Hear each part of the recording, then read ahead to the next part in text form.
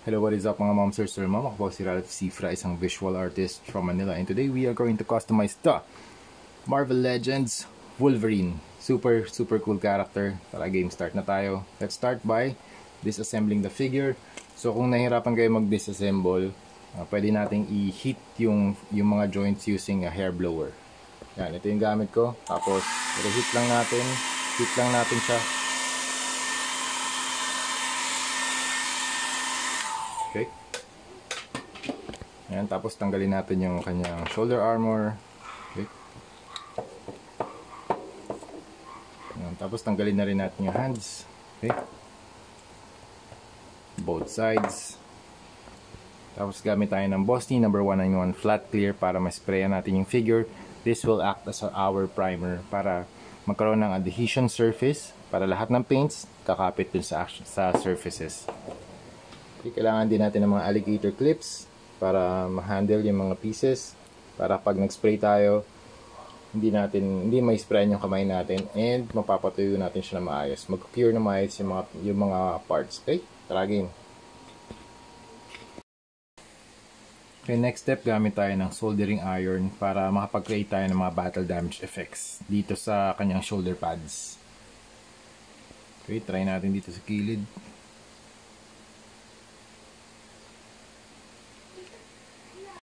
Okay. Mag-ingat kayo dito, ma'am sir, sobrang init nito.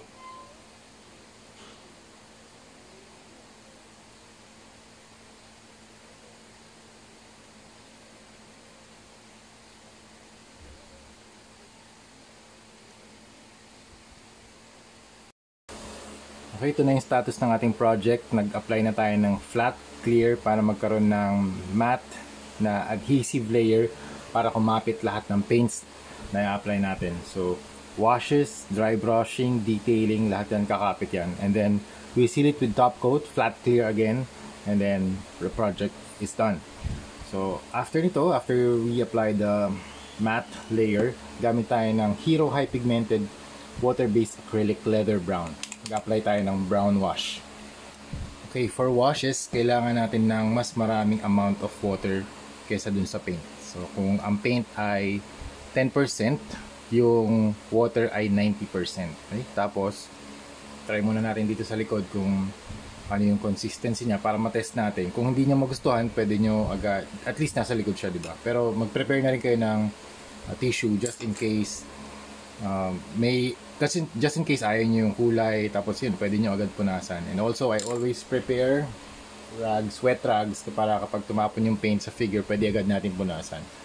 Okay? Sa brown wash naman, dito natin siya.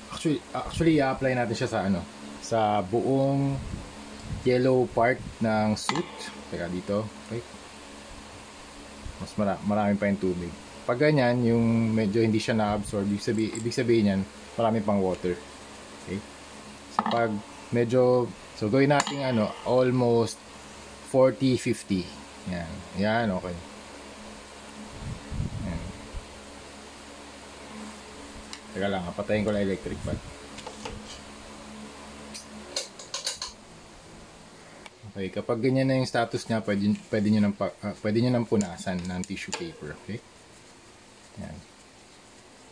So, pag nag-wash tayo, yung paint niyan, pumapasok yun sa mga deep parts. So, usually yan dito sa spine. Yan, mas deep na siya kaysa dun sa other parts ng suit. Yan. Tapos, gagawin natin yan pati dito sa lahat ng yellow parts. Dito sa head, saka dito sa may head part ng mask niya or ng suit niya. Okay? Okay, after ng leather brown wash, mag-apply naman tayo ng orange para dito sa mga, lalagay natin dito sa mga deep na parts. Dito sa chest, dito sa ilalim ng chest niya, sa ribs, sa stomach, dito rin actually sa rib part, yan. Tsaka sa legs. Yan. So, mag-apply lang tayo using dry brush method. Yan. Lagyan lang natin yung mga lines. Tapos pag medyo nawawala na yung paint, spread natin around the surface or near dun sa sa mga nakaangat na parts. So in deep parts, mas mataas yung saturation ng paint. Yan. Pero pagdating dito sa mga nakaangat, mas less yung saturation. Yan.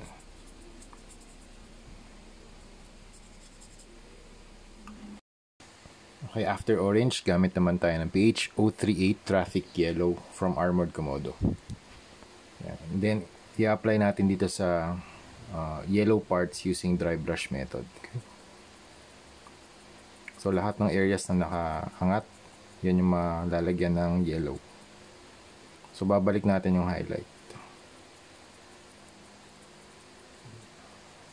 Don't worry about this kasi papatungan naman natin yan mamaya ng black.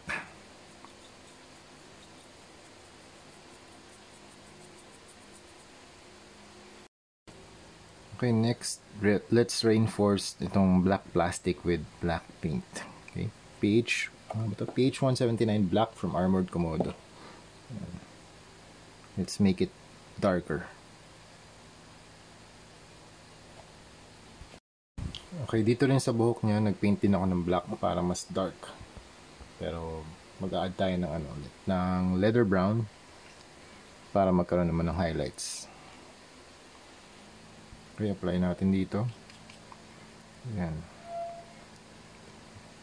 So recommended to na across the grain yung application para hindi natin malagyan ng paint yung crevices.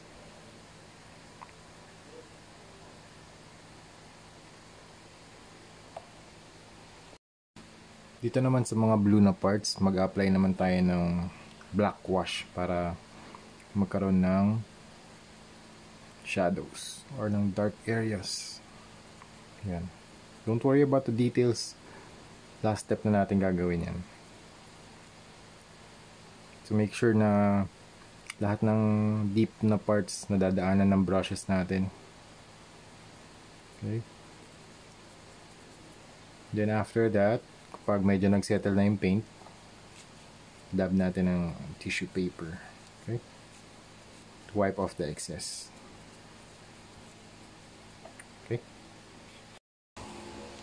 Okay, next step naman, mag-apply tayo ng cobalt blue dito sa kanyang gloves para makapag-add naman ng highlights.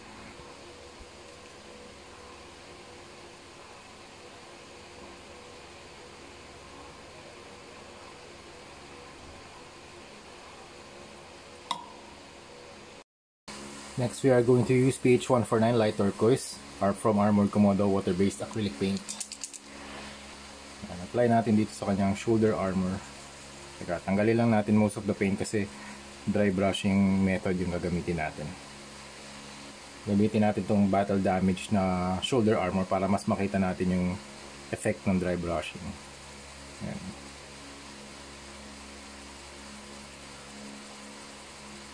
So for the dry brushing technique, ang madadaanan lang niya yung mga areas na nakaangat.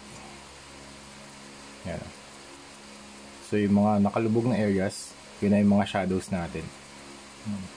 So yung mga surfaces na nadadaanan ng paint, yan na yung mga highlights natin. Pwede kayo mag-apply ng secondary highlight, tertiary highlight para mas magkaroon ng contrast. Okay, para naman sa kanyang mga claws, gagamitin natin itong Vallejo Metal Color Silver Black. Ito, dry brush lang natin dito sa mga blades niya. Okay? Para mas magkaroon ng highlights yung kanyang claws.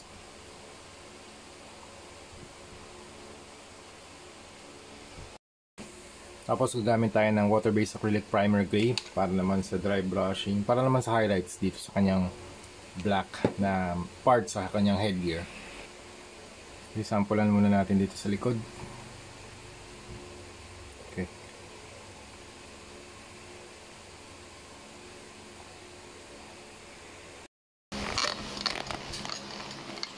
Okay, the next thing I did sa Facebook account ko, nagpaint ako ng live, tapos sinubukan ko ito, yung Hero Blood Effects 4201 30 ml na paint. Super astig pala nung effect niya talaga. Parang blood. Ayan, no? So, kaya ako nabutas to. Gumamit ako ng soldering iron. Melted plastic talaga siya. Physical damage. Ayan. Tapos, gumamit din ako ng mga brushes na ganito. Yung round brush na pointed or fine. Tapos, kumuha lang ako ng paint dun sa palette and then adding layers and layers. Nasaan ba? Ayan. Adding layers and layers of paint kung gusto niyo mas dark. Tapos, pwede nyo i-spread around para mas light. And then, pwede rin kayo kumuha ng isang brush na water lang. Tapos, pwede nyo spread around para ma-feather yung paint. Tulad nito, naka-feather din yung paint around this. Ito naka-feather. Tapos, pwede rin kayo gumawa ng mga drip effects. Okay? Yung mga drip effects. Meron din dito, scratch. Okay?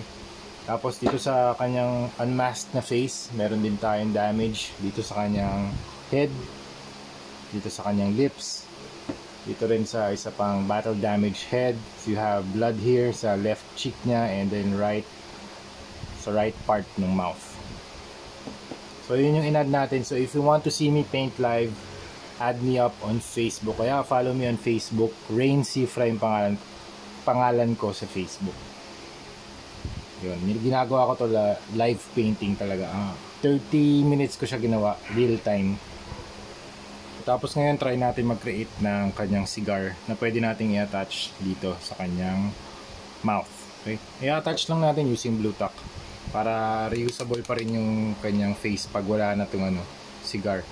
So dry brush natin ng leather brown. Itong part na to, kaya ako nakapag-sculpt, thermoplastic beads yan mga ma'am sir, na ni-roll ko lang, tapos sinisprayan ko ng Bosny flat black. Ngayon mag-apply tayo ng primer, ng dry brush ng leather brown. Tapos gumamit naman tayo ng earth tan for dry brushing para makapag-add ng highlights. Okay, para magmukhang may fire yung kanyang cigar, bigyan natin ng white.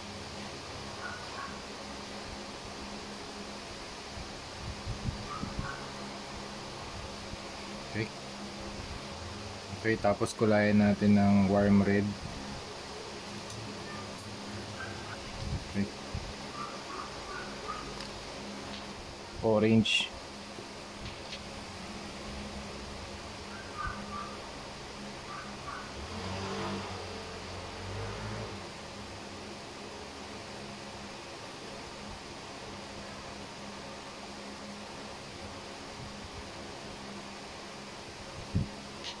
Tsaka yung brightest yellow.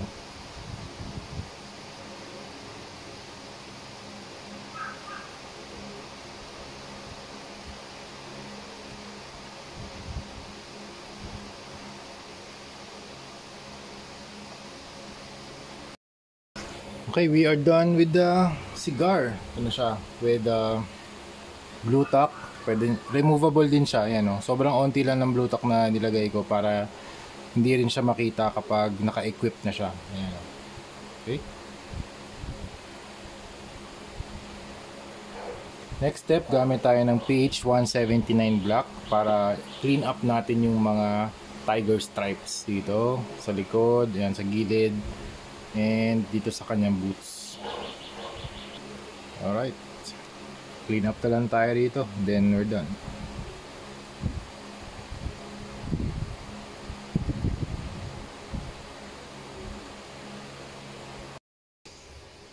Okay, we are done with our Wolverine project na battle damage version. Thank you very much, client from Bicol, I think Bicol, Philippines.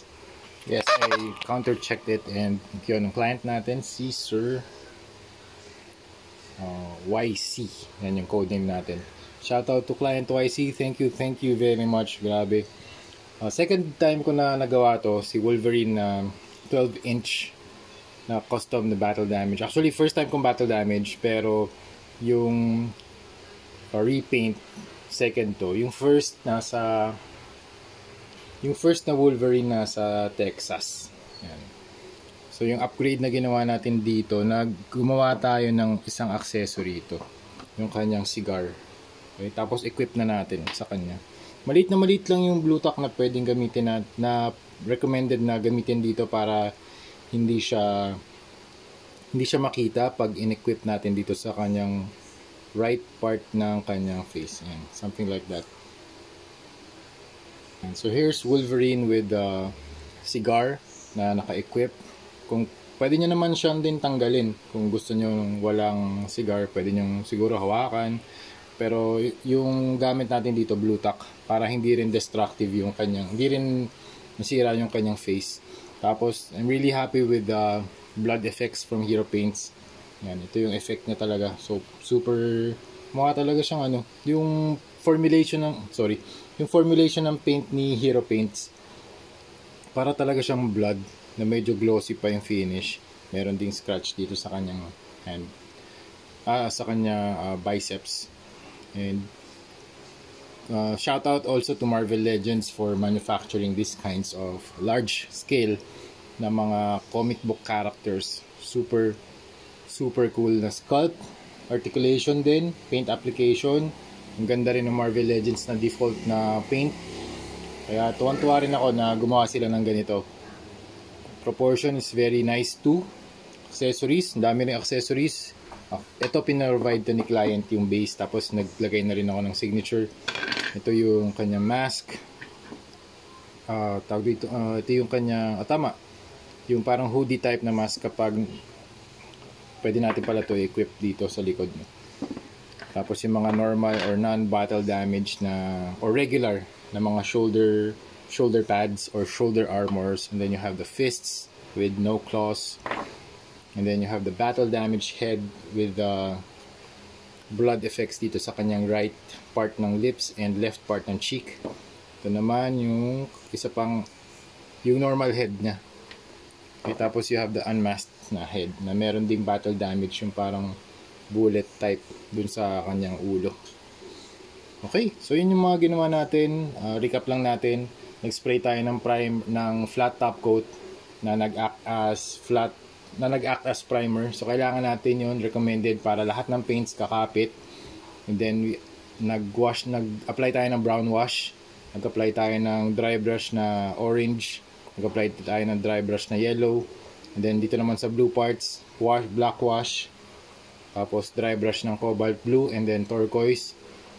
And then yung lightest na color dito, yung white plus turquoise. Dito naman sa boots or sa black parts, black lang ito, tapos nag-dry brush tayo ng gray. Tapos dito rin sa buhok or sa face, nagpahid tayo ng wash na brown wash. And then dry brush ng basic tone na flesh, basic skin tone. Tapos sa hair, wash ng leather brown at saka dry brush ng earth tan.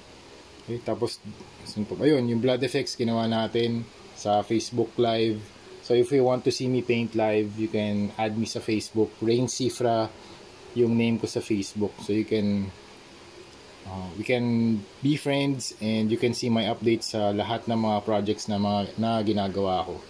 Okay? So yun lang. Thank you very much for watching and see you sa next video. Bye-bye!